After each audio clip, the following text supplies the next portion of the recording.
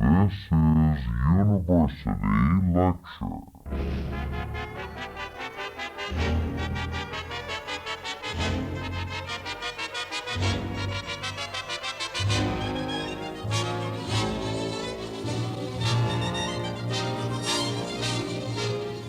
Welcome to another in a series of lectures given on the campus of Iowa State University in Ames.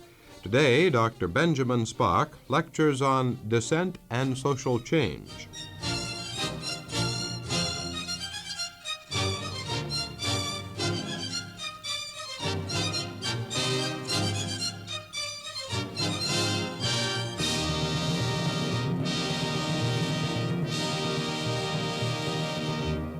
Dr. Spock. I'm here to talk about dissent, the right to dissent, the need to dissent, how far do you go in dissent. I didn't come to tell anybody how far to dissent. I only feel that the need to dissent is going to continue for some years, maybe even getting greater. But it's good for everybody to be thinking about the issues involved, under what circumstances, how far does he feel he dare go. Everyone has to eventually come to a different decision, and what I've noticed myself is that almost every year I change my ground somewhat as the situation becomes more desperate or more depressing. Well, I also want to apologize for making rather flat-footed statements. I long ago got over any feeling of saying, on the one hand, on the other hand, I'm one-sided about the war in Vietnam and about dissent, especially after my government tried to throw me into jail for telling what I considered the truth to the American people. So I just tell my side of it. I know there are things to be said on the other, but I don't bother with them. But what... Then when we come to questions and answers, I hope that you'll be just as forthright in raising questions or criticizing or even getting hostile if you want to. I start off, of course, with the area that I dissented with myself, the war in Vietnam. And I'll just tick off the reasons why I think I had to dissent there. The United States was never invited into Vietnam in the beginning, and it went there as a result of no treaty obligation, though plenty of American presidents have tried to pretend that there was a real invitation. We tried to take over the country that the French had not succeeded in taking over again after World War II. Vietnam was a French colony from the 1880s. The Japanese controlled it during World War II. The end of World War II, France promised to give independence to the Vietnamese, and then went back on the promise and landed troops instead. And for 8 long, bloody years, the Vietnamese fought the French and finally beat them ignominiously. And then there was the Geneva Accords, which specified no more foreign interference. For 2 years, the country is to be divided on for armistice purposes, to allow the French and the few Vietnamese, the so-called Mandarin class, the well-to-do people who fought on the side of the French, to allow them to settle their affairs and get out if they wanted to. Then 2 years later, 1956, there was to be nationwide election, which time the country was to be reunited under a government of the people's choice. And our government knew at the time that first of all, our Secretary of State, John Foster Dulles, persuaded Eisenhower that maybe we could succeed where the French had failed, and that was worth a try. And though we had promised to abide by the Geneva Accords, before the ink was really dry, we went back on our promise. We got our first puppet in the United States. His name was Diem. Fancy pronunciation is Diem, and that's one thing I've learned being against the war in Vietnam for 5 years, is how to say Diem. We transported him. He'd been sitting out the war between the French and the Vietnamese in the United States. We found him, transported him to Vietnam, and set him up in the puppet business. And people have pointed out that he might well have succeeded if he hadn't turned out to be one of the most tactless, arrogant, paranoid puppets of modern time. He canceled, with our encouragement, not only the nationwide election, but he canceled the village elections that had always been a feature of Vietnam life, and he appointed the village leaders from then on.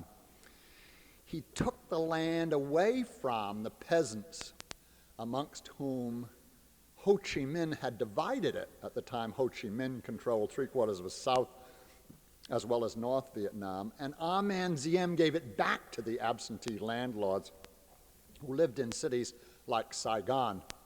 And then he began to be more and more suspicious of more people, throwing them into jails, having them tortured, having them put to death.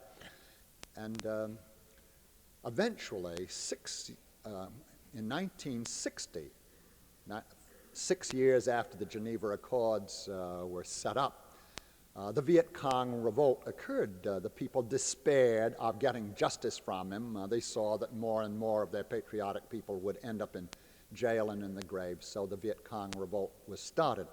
So the first illegality is that the United States made a power play, tried to grab a country that didn't belong to it and where we had no damn business.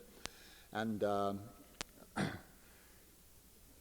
we broke our promises to obey the Geneva Accords. It was particularly reprehensible, I think, because as Eisenhower said later in his memoirs, that everybody that he consulted in 1954 agreed that if we'd allowed the election to go ahead that had been promised to the people and that we'd promised not to interfere with, the people would have voted 80% for Ho Chi Minh. So we knew that we were going against the wishes of 80% of the people. And all this stuff about we're there at their invitation and to preserve them from communism is absolute twaddle that's been made up by Lyndon Johnson, his henchmen, and now is being repeated by Nixon and his henchmen.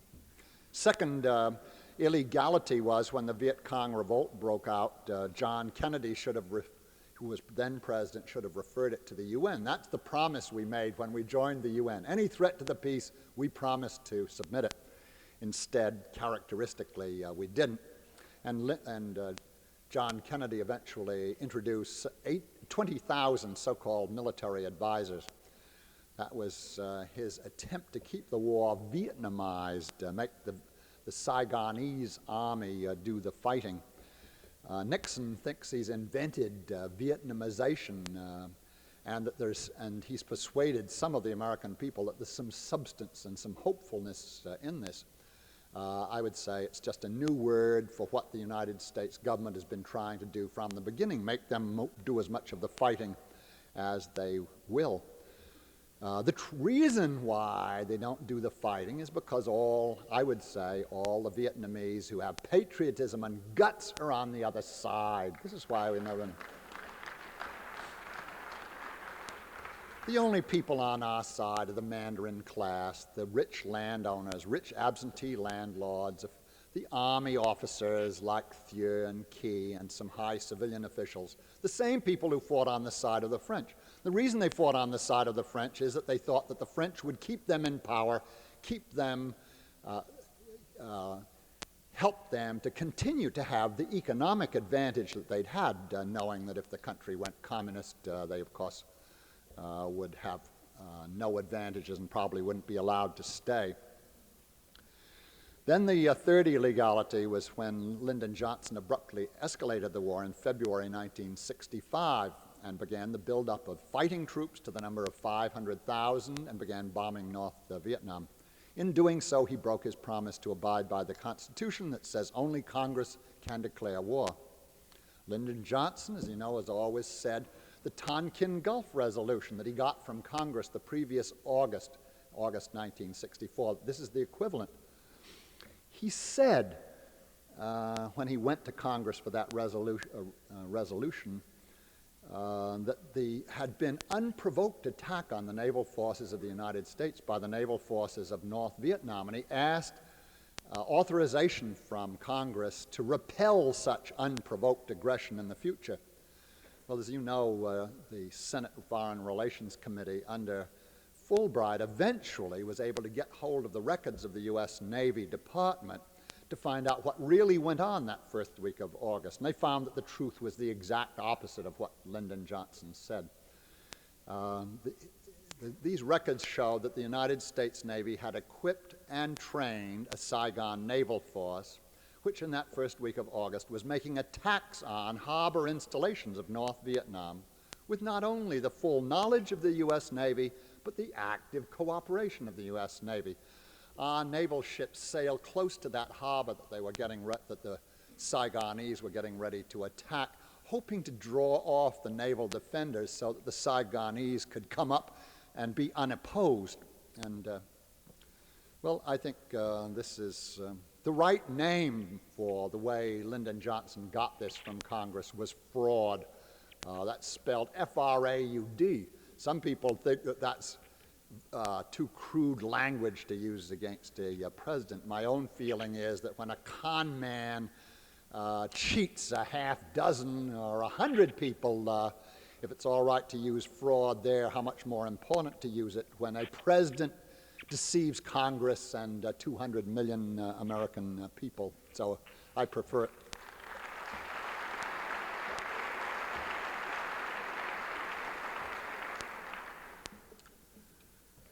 Then our government, unable to make any progress in spite of the fact, I mean our armed forces, in spite of the fact that we had enormous military superiority. Our government never claimed that the Viet Cong and the North Vietnamese together had more than 250,000 men. The United States eventually had 500,000, and the Saigon Army was in the neighborhood of 1 million.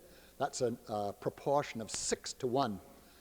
And in the beginning, we had total air superiority, and we had considerable conventional weapons superiority, but still we couldn't make any progress. Basically, again, because the people who care and are ready to fight were on the other side. So our government then took to wholesale violations of the laws of warfare.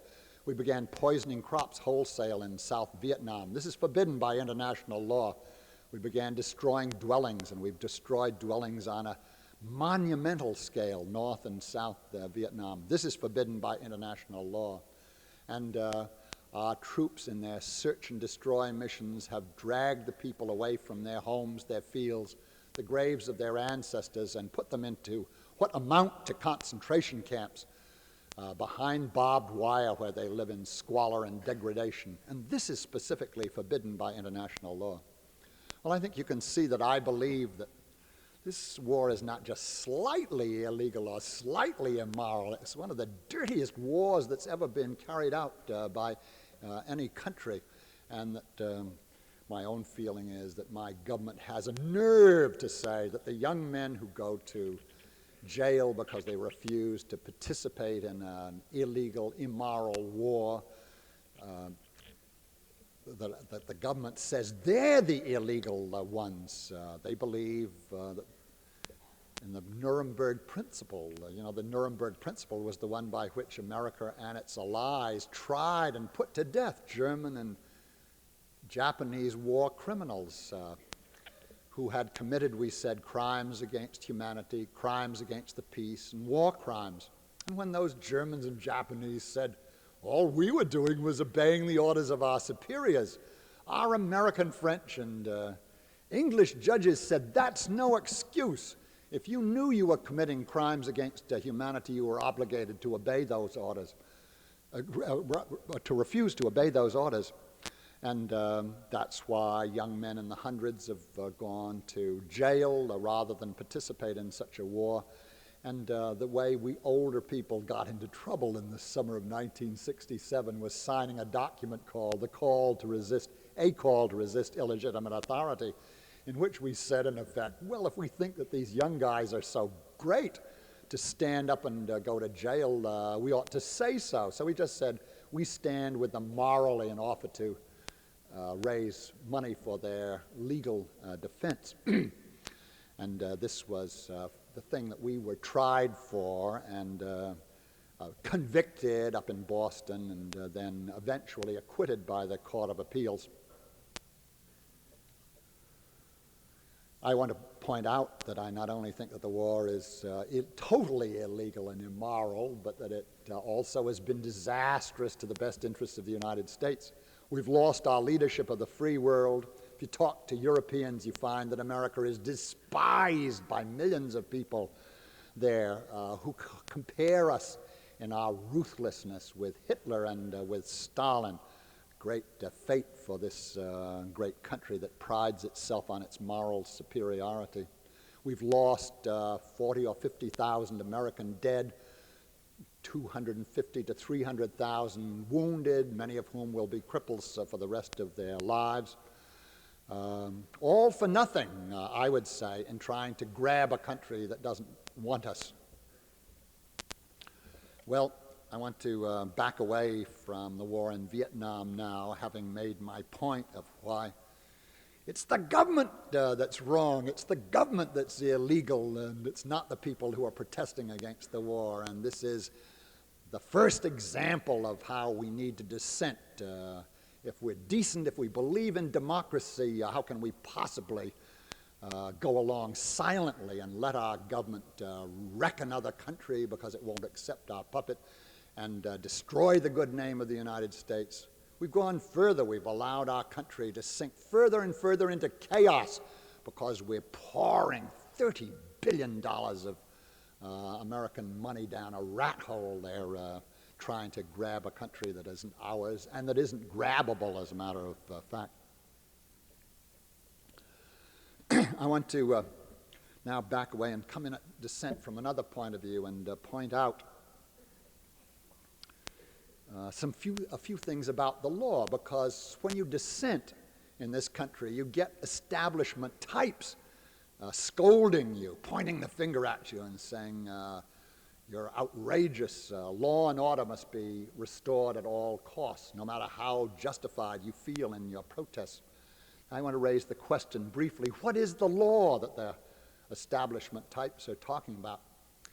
There's a very good article a year and a half ago in the Saturday Review by Professor Joseph Sachs, a professor of law at the University of Michigan Law School. And he says, lay people outside the law have the idea that the law is a rather perfect circle of well-integrated laws, which will tell any citizen at any time whether an act is legal, being within that circle, or illegal on the outside. No such thing, says Sachs. He says, in the first place, a great majority of the laws of the United States and its subdivisions are not being enforced at any one time. It's a rather arbitrary matter. It's really the discretion of the cop who he pinches and a discretion of the prosecutor who he more formally hails into court. Those people have to be indignant at something that's being done. As you well know, what American legionnaires do at a convention may just cause the cops to smile indulgently, but if student types try anything like this nowadays, they will be nabbed very soon and prosecuted to the full extent of the law, as the phrase goes.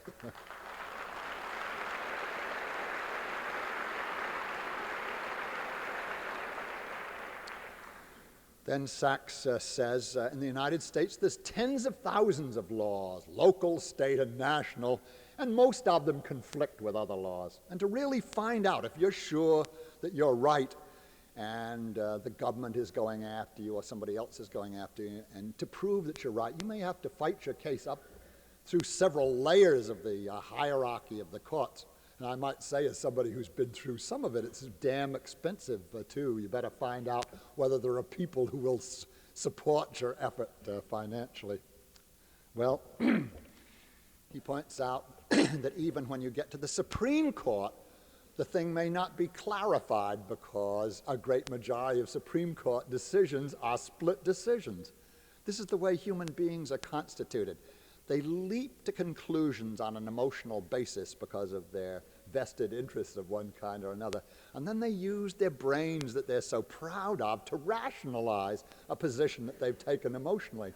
And that's true of us who are on the liberal and radical side, just as well as those who are on the conservative side. And the Supreme Court for generations has been divided between those who believe basically in property rights and those who believe in human rights. And both sides have always felt strongly that they were right.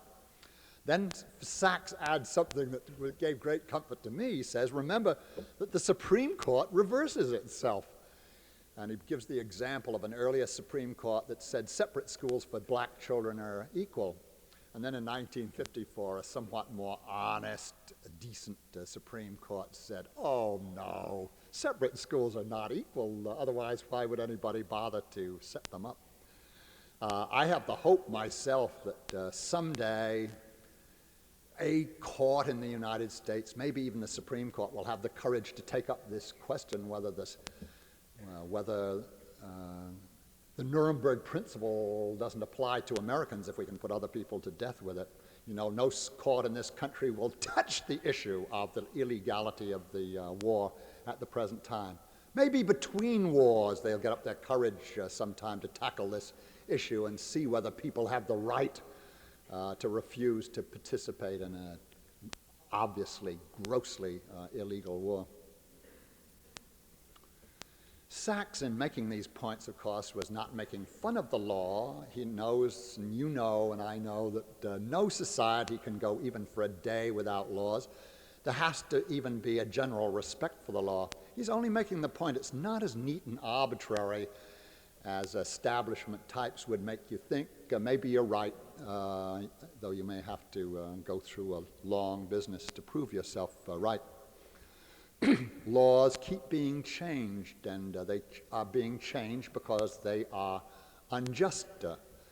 People obey the law unhesitatingly if they feel it's a just law, but when people are more and more convinced that a law is unjust, sooner or later they're going to protest, first in polite ways, purely prescribed ways, and eventually, if they get no justice that way, they're going to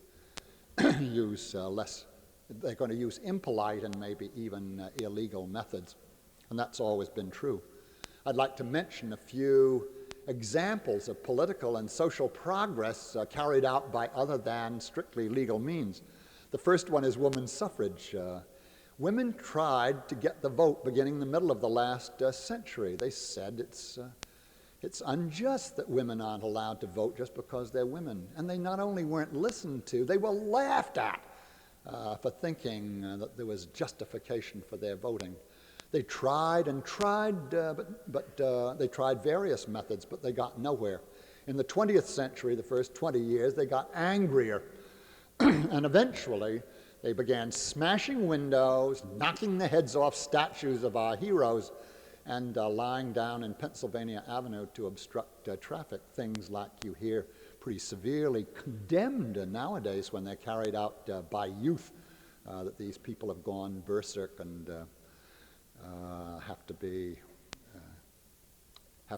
treated very harshly.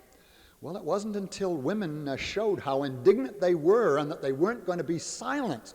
It was only then that Congress said, well, maybe women have a point after all.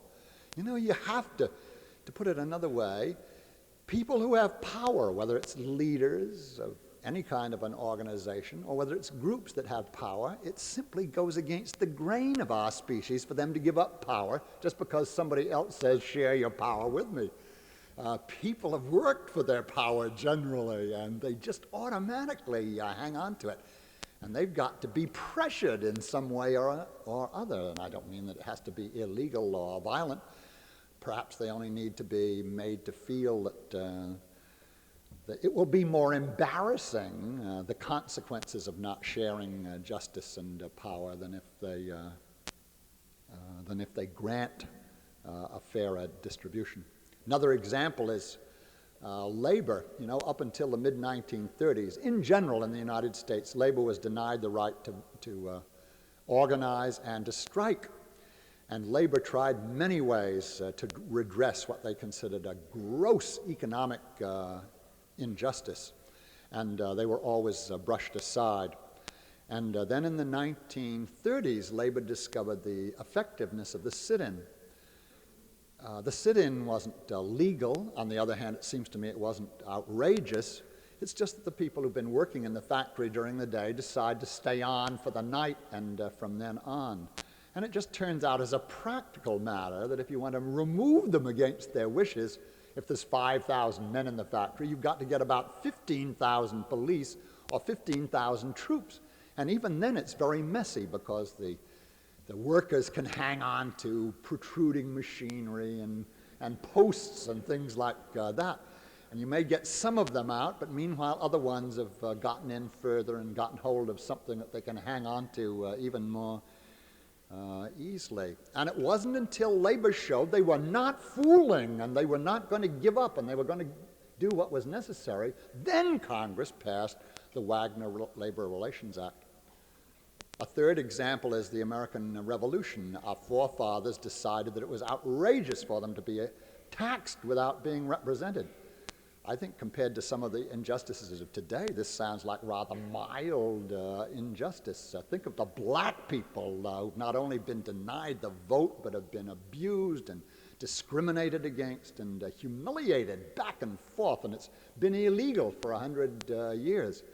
And yet establishment types tell them they have no right to get rambunctious about this at all, though they've had it shown to them again and again that as long as they're polite, they won't get anything.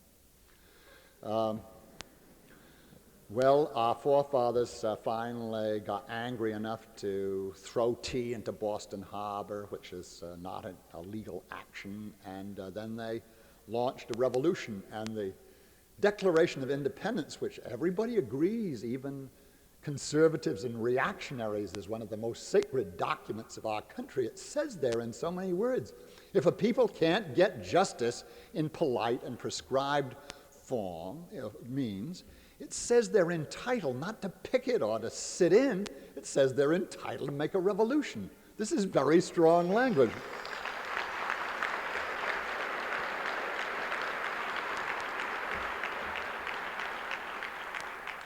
I have to quickly disappoint those who are clapping because I didn't come to start a revolution. I happen to be one of those who, though I respect that small number of radical American youths who think that revolution is imminent and can be brought on by revolutionary activity in small doses, I happen to read the situation differently. I have no guarantee that I'm right, but it seems to me that if you add together all the people who are desperate, the black people who've decided to be desperate, who have come to desperation, the young people who are desperate about being forced to fight a war that they don't believe in, the poor people, a small minority of whom are getting desperate and militant now, if you add all those together, it still is a very small minority of the American people. And the trouble is that the other side has not only all the mayors and governors and presidents and Congress, but it has all the police of the United States on its side, and they have the Army and the Navy and the Marine Corps and the Air Force. I'm not philosophically against a revolution. I think if the injustice is severe enough, and if you've tried other methods, I think people are entitled, just like our forefathers did. But I want some assurance that there'll be enough people on my side to give me a slight chance of victory. And I think if the people who feel desperate now started a revolution, they'd be reduced to a grease spot within a couple of days. And this doesn't appeal to me. I'm willing to take chances, but not that. Well, I want now to come to some examples. They're a little more controversial than the American Revolution and women's suffrage, and a little closer to the present. I'd like to mention first the Democratic Convention a year and a half ago, and the 8,000 or so young people who went there to protest against the war in Vietnam. I'd say they had every legal and constitutional right to go. The Bill of Rights says specifically the right of petition is sacred, where more appropriate place to petition than at a major party convention.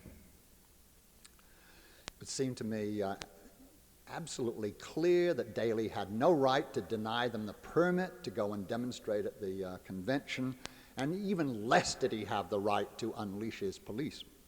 If you think that unleash is too strong a language, I would remind you that the President's own Commission on Violence said it was clearly a police riot.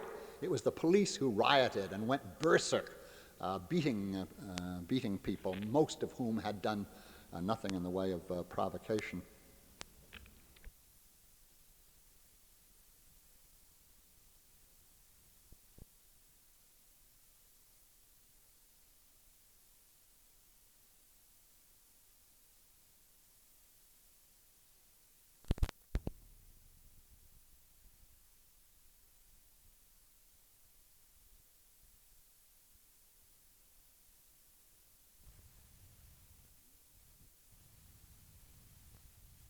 even worse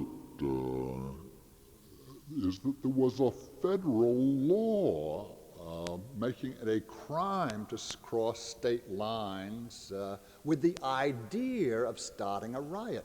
I've talked to many lawyers who agreed there was no need of such laws. There are plenty of anti-riot laws in any state in every state in the Union. This was clearly, it seems to me, a vindictive act on the part of Congress that wanted to be in on the act of jumping on people who are dissenting. If you remember, it was called the Rat Brown Law, and Rat Brown's main crime is that he's spunky and that he's telling black people, you're going to have to fight for your freedom. And this is intolerable to the powers that be, like the Congress, and they passed a special law just to pile some extra threats and some extra punishment on a Rat Brown, and then they used it against the leaders of the mobilization. I know some of those people personally, and I know others who were beaten up badly in Chicago who went there for purely peaceful and patriotic purposes. And I'm making the point that various branches of our government, the administration, the Department of Justice, and the Congress are trying to outdo each other in taking away the rights of the American people. Just a few weeks ago, the Senate of the United States passed a so-called no-knock law. You remember? This is a law that says when the police think that there's reason to suspect that there are drugs in some premises, they don't even have to knock. They can come charging in at night. And as in the case of Black Panthers, number 27 and 28, who were murdered by the police, not only don't they knock, but they come in with their guns blazing, pretending that they were fired on, but all the newspaper reporters who went there gave testimony that there were no signs of bullets fired by Black Panthers, that they were murdered in their sleep. Well, I want to mention more briefly what happened in Columbia and what happened at Harvard.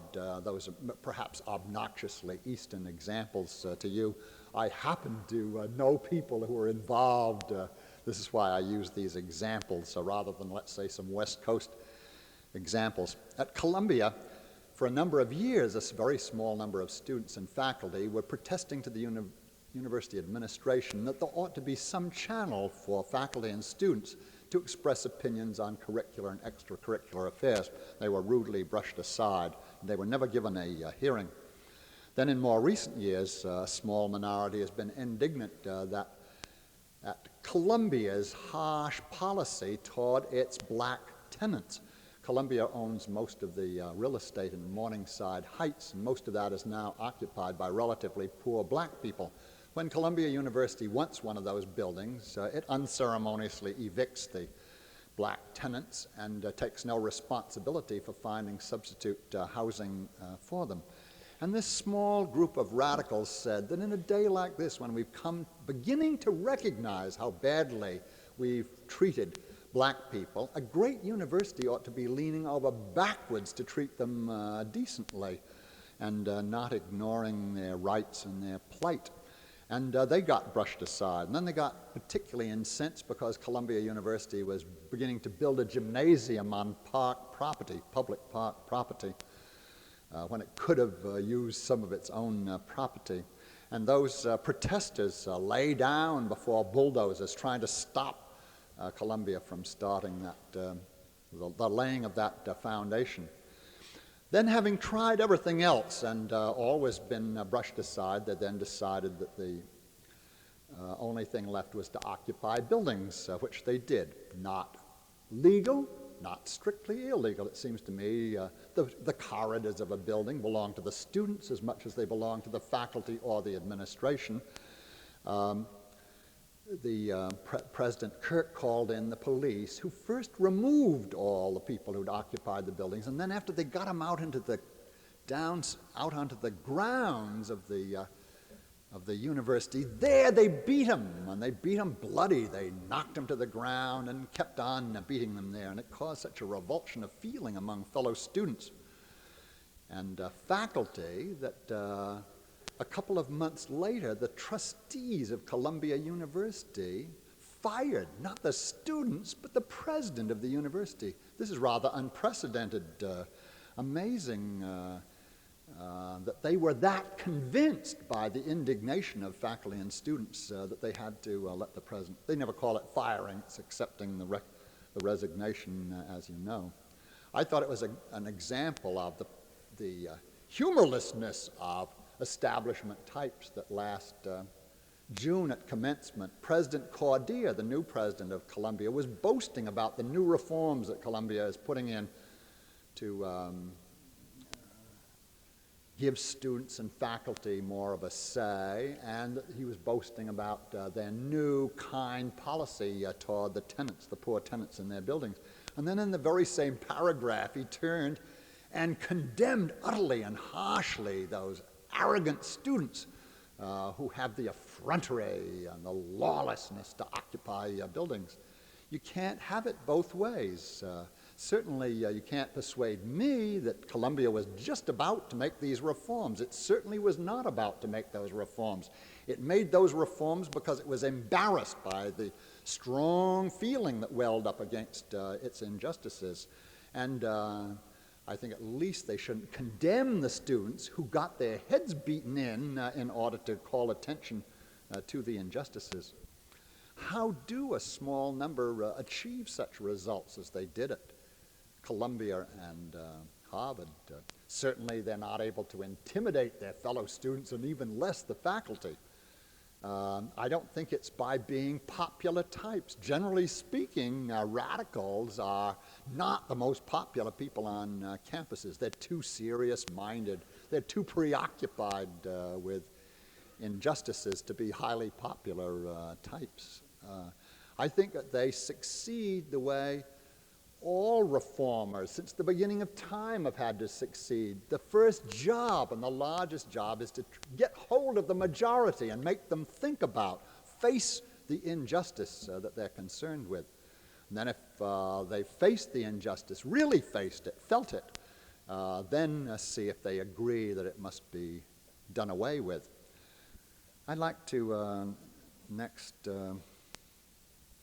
list very briefly some of the forms of dissent. I don't want to sell any particular one. I just want to remind you that there's a whole variety of degrees and forms of dissent, most of which are quite legal, even prescribed. I would like to mention first political activity, because this is a political year.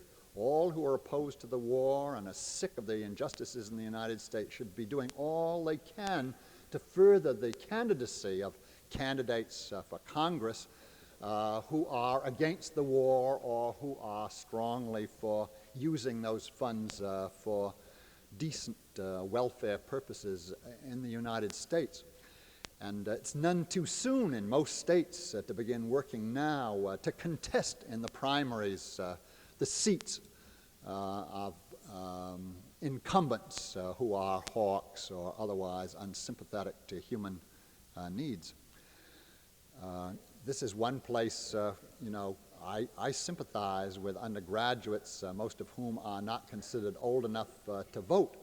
But here is a way that you can be even more effective than with your own vote. As you remember, Eugene McCarthy's campaign was largely run by voteless undergraduates who were responsible for an extraordinary number of votes when you added them up in the different states around the United States. You can be 10 times as effective as a simple voter by working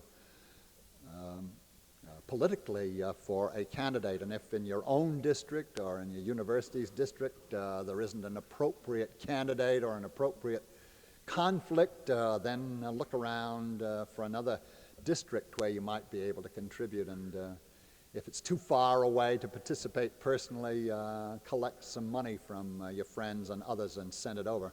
Voting is extremely important this year. This is the first time that Nixon's going to have a chance to hear from the American people in political terms about what they think about the way he's running things, and I think that we shouldn't allow him to conclude as a result of the elections next fall that the people, by and large, are with him.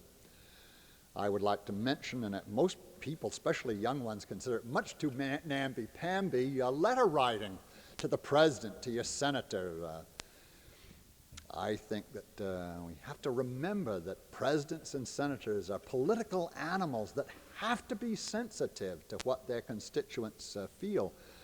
And I get terribly discouraged when I talk to peace people who are members of peace organizations. It turns out that half of them have never gotten up the courage to write to the president or a senator. And you ask them why not, and they say, well, I wouldn't know just how to word it, or I wouldn't know just how to address it. You have to say to those people, the president doesn't call in the Secretary of State, show him a pile of letters and say, look at that spelling, look at that punctuation. The president and the senator don't even see your letters, but somebody counts them. And they add up those that are pro and those that are con, and then they tell, if there's any substantial number of them, they tell the president or the senator. And I think that it's unfair of us in dealing with Richard Nixon to leave him in ignorance about how strongly we feel against this war.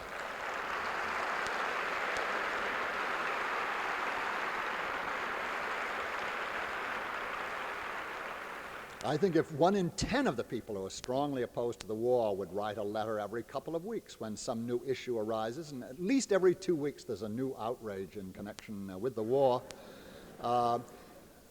his assistants would be coming in every day with a story of 50 to 100,000 more letters opposed to the war. This would scare the bejeebers out of a person like Nixon, who I don't really think has a great deal of courage. I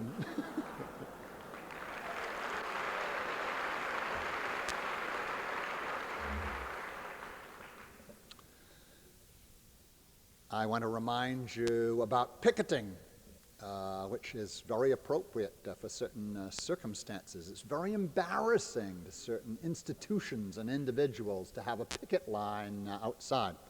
I have to be honest with middle-class, middle-aged types in confessing that I think the first couple of times I picketed were about as uncomfortable, embarrassing situations as I've ever been in. I found it acutely embarrassing to be out there in public, walking round and round in a circle. Just the fact that you keep going around seems pointless geographically.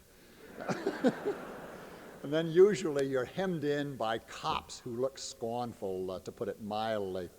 When I get the wishbone and get my wish every once in a while, I wish someday I would love to be in a demonstration or on a picket line that the cops appealed with. What fun it would be to see cops beaming at me instead of scowling and looking contemptuous.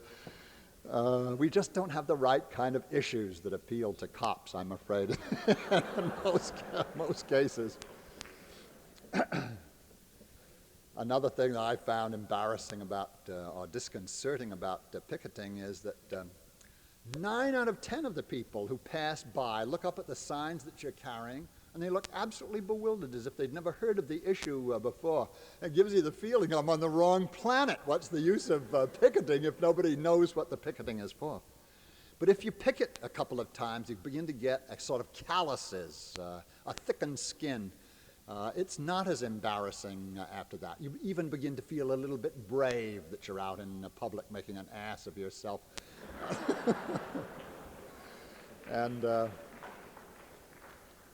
fresh air is good for intellectuals, too. They usually don't get much opportunity. And I would remind you that, in a way, you can even make acquaintances on a picket line, because, as nobody realizes who's never been on one, all day long you keep passing every other person on the picket line, and after a while you begin to start sort of incomplete conversations with people that you like the looks of.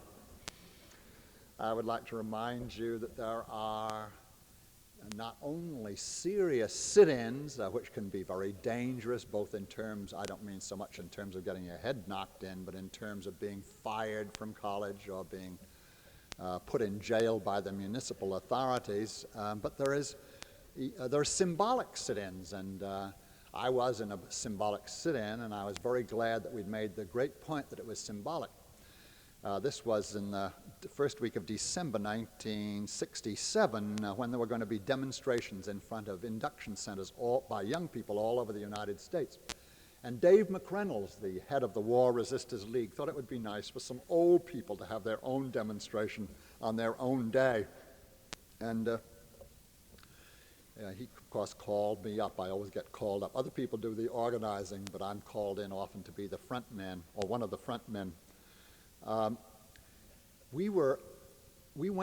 Took the trouble of going to see the chief inspector of the New York Police Department, Garelick by name, because a few weeks earlier, when Rusk spoke at the New York Hilton, several hundred peace people came. The police lost their heads, went charging into the peace people, beating them right and left, and so they broke through the police lines. They chased them down the side streets of the theater district, knocking them to the ground and drawing blood. And we said to Chief Inspector Garelick, we're old people.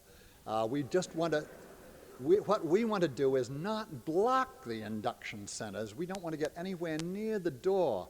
Whitehall Street Induction Center in New York has about 20 steps on each side, like a courthouse. And we said, we just want to sit on the bottom step of the 20 steps. That's far away from the doorway.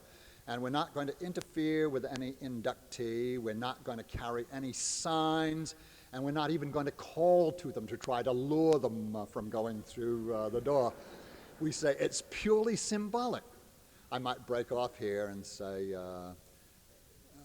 respectable types ask people, young people and peace people, black people, why do you do these undignified things like sitting on the bottom step of Whitehall Street Induction Center? Well, if you don't know that, you've obviously never worked for a relatively unpopular cause. There's a contest between you and the populace, and even more so, a contest between you and the press in getting some attention. The point of a demonstration is to remind the American people and the government that there are people opposed to this policy. And you have to use the press. You have to use television, and you have to use the newspapers. And there's a kind of a professional pride, especially on the part of newspaper people, of not cooperating with you. They like to ignore your demonstration as much as they can, unless something very rowdy happens. And if you have 500,000 there, they'll say you had 200,000. And they'll ignore the fact that most of them are very earnest, idealistic, conventionally dressed people, and they'll only take pictures of the extremely dressed ones. They're always looking for those 6 people who always appear in any demonstration of 300,000 carrying Viet Cong flags. And then they are always hoping that there'll be somebody who'll burn the American flag, which of course is surefire a picture in the paper because it makes the blood of all patriots boil, thinking that these are traitors who are burning the American flag, whereas you and I know they aren't traitors at all. They're just trying to demonstrate how ashamed they are of their country's behavior. Well, that's what...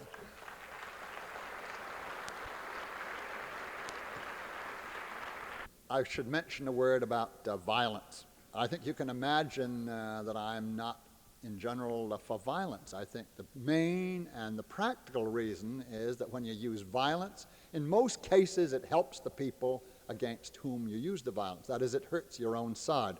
This was certainly true at the Pentagon. The violence of the U.S. Marshals radicalized. Certainly the 40 or 50,000 young people were there, and I think when they got back to college, they radicalized each one of them another 10. America will never be the same again after tens of millions of people saw the way those young people were attacked and how the press was attacked.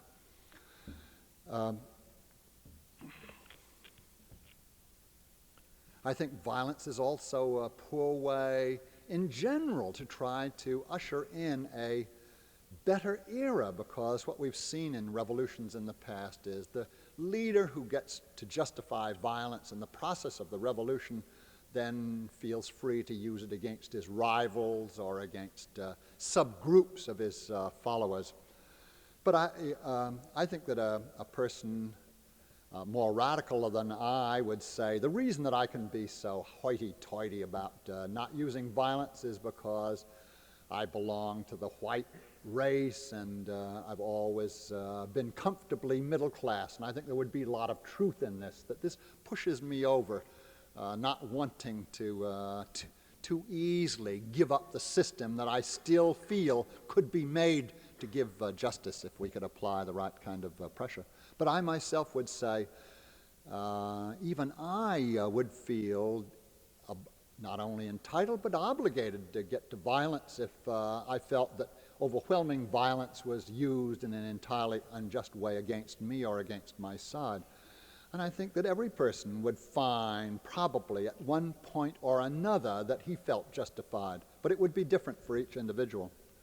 If I were pressed, I'd say, well, if the president suspends the Constitution, dismisses Congress, and begins putting tens of thousands of his opponents in concentration camps, to me that would be overwhelming and completely unjust violence that would make me feel entitled to join the rebellion.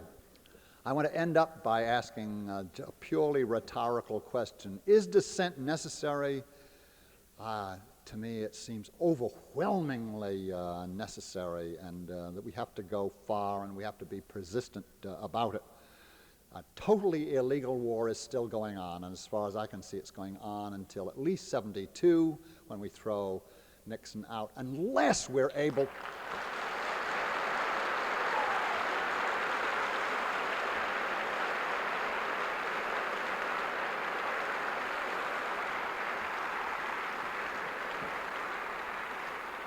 But that's too long to wait if we can possibly prevent it. And the only way we could get them out sooner than that is by every one of us writing to the president every time, getting into every demonstration that we can get into. I have no patience with those people who say, I was in a demonstration and it didn't do any good. That means you should be in 10 times as many demonstrations, and 10 times as many people should get into them.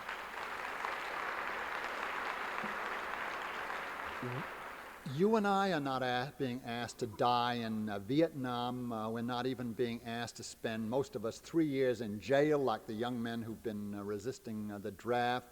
We haven't been, most of us haven't been asked to spend all our savings defending ourselves against unfair charges of the federal government. All that we're asked to do is go from time to time to the demonstrations that become available, and this is not too, I don't think this is too much to ask for people to go to Washington or to go to Chicago or to go to San Francisco at least a couple of times a year. I'm sure that the president watches the demonstrations and listens to the counts. And the very fact that he said last November that no demonstration will make the slightest impression on him, he only said that because already he was impressed that there was going to be a demonstration. I think if any of you were there in Washington on November 15th and could see the whole White House area protected by buses, about 300 buses, bumper to bumper, to hear that the president was up there somewhere watching a football game, but he had to have the whole White House grounds protected by bumper-to-bumper buses. Some brave president didn't even have the guts to come out and say anything to anybody or make any kind of a statement that he was in agreement with our aims. Well, the war is going on unless we get a lot more militant in our dissent. Abuse, injustice, brutality to black people is going on now. We have a president who's just tried twice to get racists into the Supreme Court. And the Congress has tried, under his urging, to take away the voting. He tried to persuade Congress and didn't quite succeed to take away, to reverse the Voting Rights Act of 1965, the thing that has made more difference in the South in giving political power to black people. seems absolutely shocking that a federal administration that talks about law and order is trying deliberately to foil the law to keep children from getting into integrated schools. And this is going to go on unless more and more of the American people stand up and holler and yell. And it isn't just the government, as you know, that is behaving totally illegally toward black people. The polls show that a majority of the American people, though they sympathize at a distance with some of the aspirations of blacks, when it comes to would you let blacks into your neighborhood or into your children's school, a majority of the Americans still say, no, I would not. And they apparently have no feeling of guiltiness that they're disobeying the law and the laws of God as well as the laws of the country. And this is going to go on unless black people become more and more militant, unless the white people who sympathize with them become more and more militant. Poverty is going on. Poverty in the United States is absolutely unnecessary.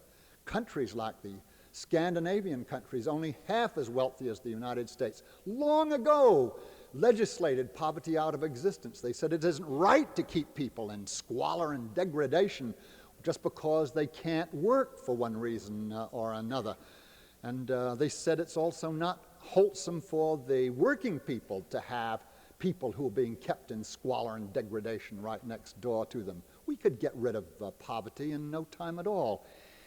Basically, it's not only that we've got a government that has no sympathy with poor people, but that a majority of the American people are perfectly willing for poverty to go on, not even facing the fact that we could eliminate it in no time at all if we had the decency.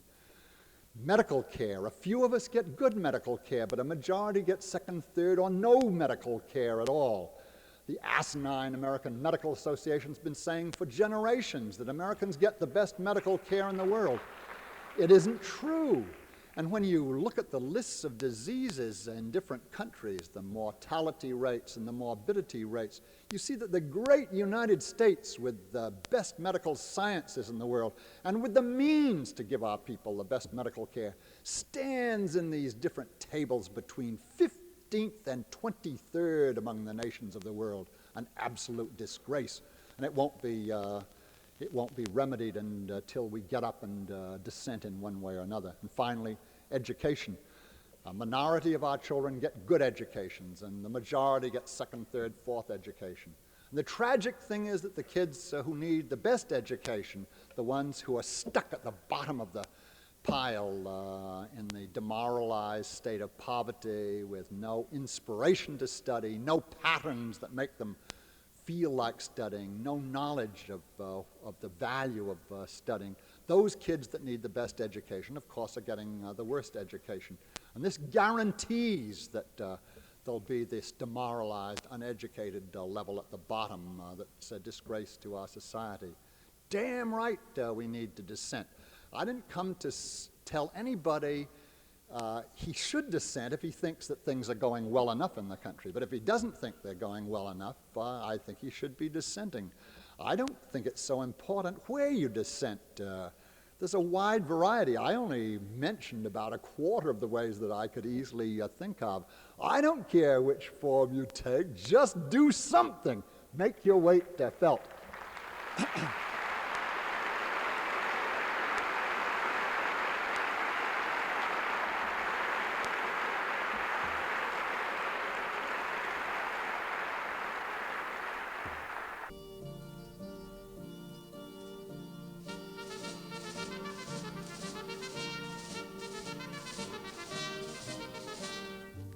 You have been listening to another in a series of lectures given on the campus of Iowa State University in Ames. Today, Dr. Benjamin Spock spoke on dissent and social change.